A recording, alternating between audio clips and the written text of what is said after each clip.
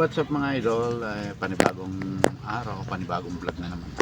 Medyo may oras na ng katanghalian, katatapos lang din namin yung merinda. Pero tuloy-tuloy pa rin tayo sa ating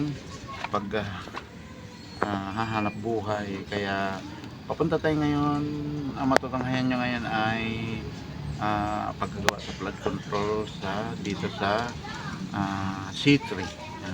Kaya minsan pag binabaha sila mga idol ay minsan tumatakbo sila sa court, mayroon kasi sobrang baba lang yung lugar na yun. At ipakita namin sa inyo kung gaano kahirap ang kanilang dinadanas ng mga residente sa lugar na yun. C3, sako pa rin ng Barangay San Roque. Tara, come on, let's go!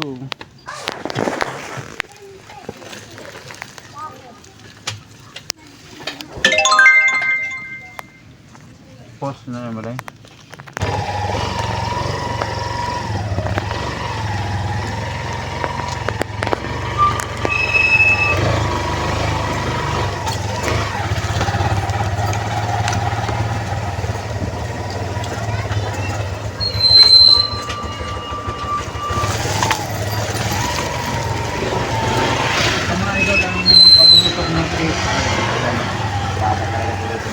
Lower masyado, siyempre takot ang compound. Ayan, well,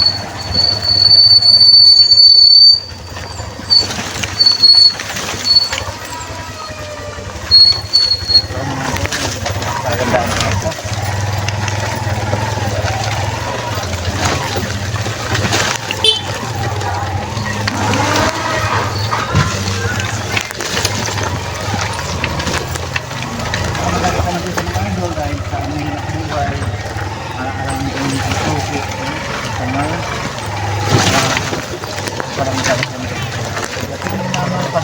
Sobrang pupit dito nga ito.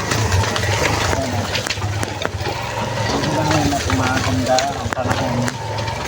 Alright, dito na tayo. Pagkitan yung mga views sa lugar na ito. Ayan.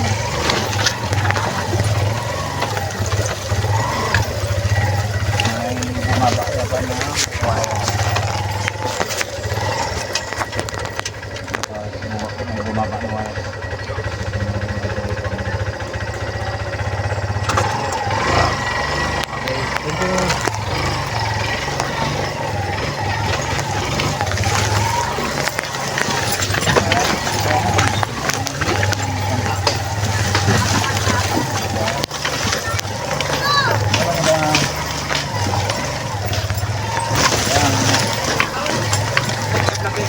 Ha?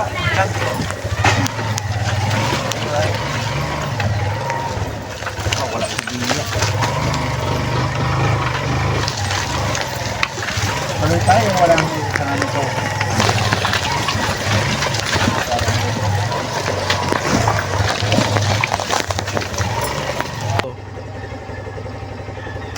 Alright, baba muna tayo rito. Kaya sa ating okay, ala, ilo. Ito ba pero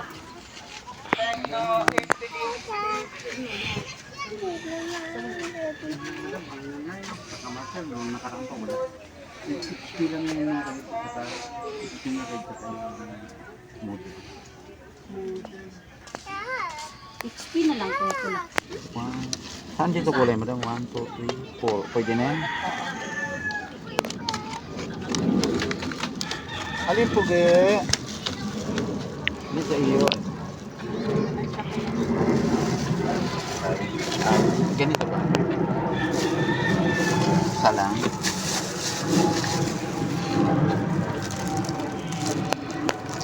Ano pa ba na?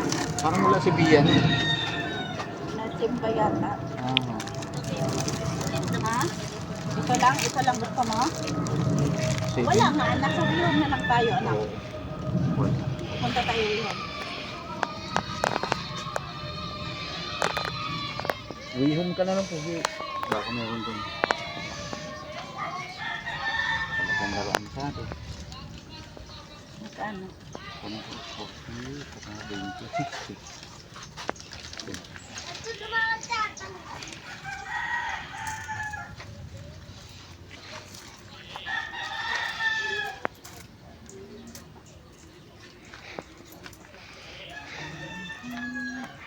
yung sinasabi namin, planggana.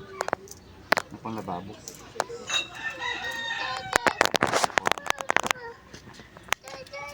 Thank you, madam. Teka ha, kunan ko ng planggana. Kuya, saka ano pala kuya? Yung nagugo na dun. Alright. At saka yung dalawang ano kuya. Pambatang Ayo, 70. ito lang.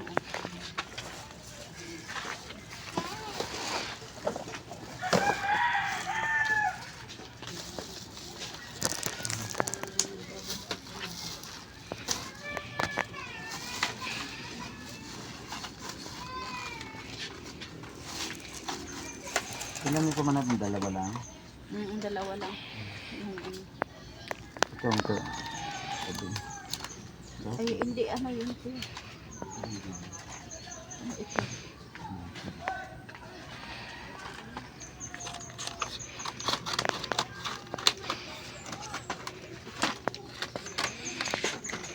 So, yan.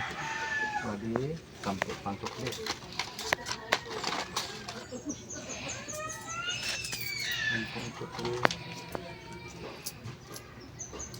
Thank you. Yan. Ay, yung kay nanay pala, no? Iabot ko na sa kanya. Sige. Hello guys, thank you for watching. Bye-bye.